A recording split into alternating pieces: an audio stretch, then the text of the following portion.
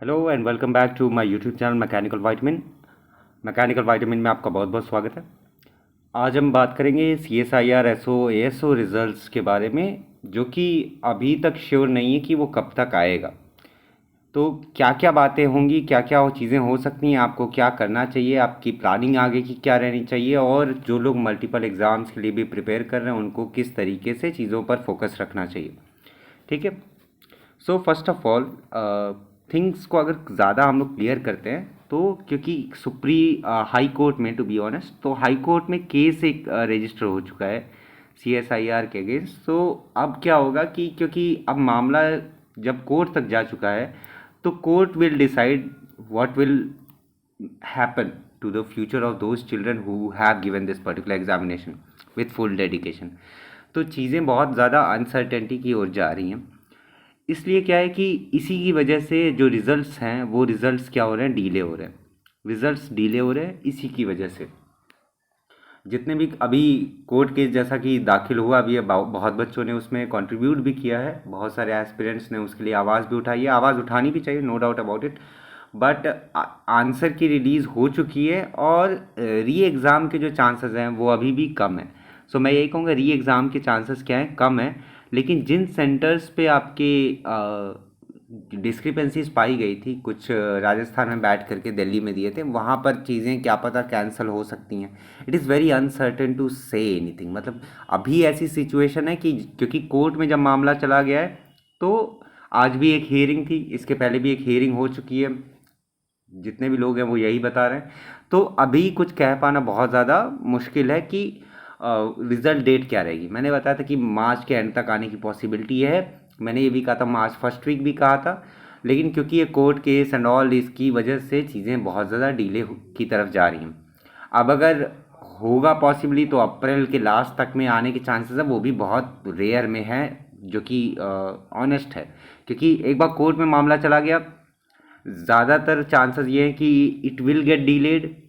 ठीक है, डीले होगा। ठीक है, और पूरा प्रोसेस ही डीले होगा इसकी वजह से। पहली चीज़ ये। तो जो लोगों ने बढ़िया तरीके से एग्ज़ाम्स दिए थे उनको पहली बात निराश होने की ज़रूरत नहीं है। अपना आप दिमाग क्लियर रखिए, आप प्रैक्टिस करते रहिए।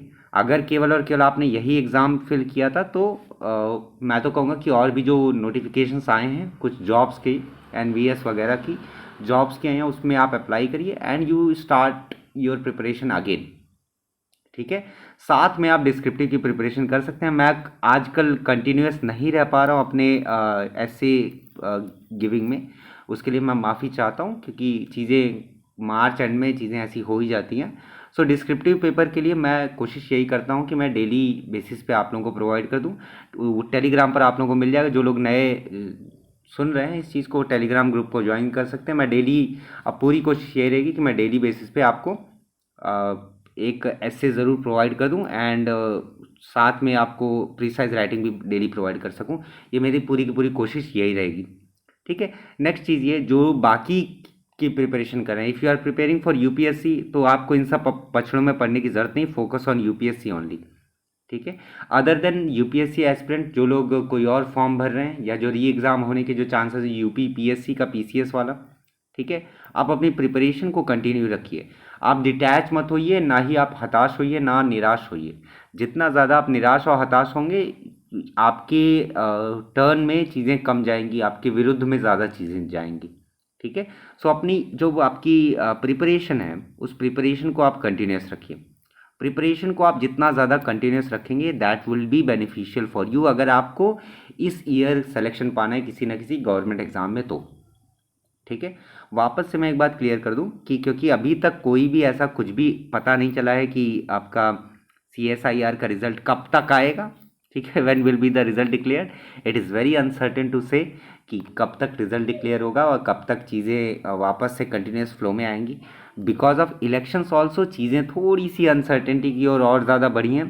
तो इस वक्त जो है वो चीज़ें काफ़ी ज़्यादा अपोजिट वे में चल रही हैं। ठीक है। सो मेक श्योर करिए कि अपना प्रिपरेशन आप कंटिन्यू रखिए, हताश मत होइए, निराश मत होइए।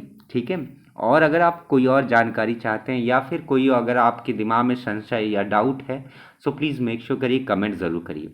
ठीक है, जितना आप कमेंट करेंगे वो फीडबैक रहेगा। और अगर आप चाहते हैं कि कुछ और चाहते हैं कि मैं वीडियोस में ये सब भी कवर करूं, कोई और टॉपिक कवर करूं या कुछ और तरीके का कवर करूं या कोई और नया टॉपिक उठाऊं, सो उसके लिए भी प्लीज़ सजेस्ट करिए, कमेंट करिए।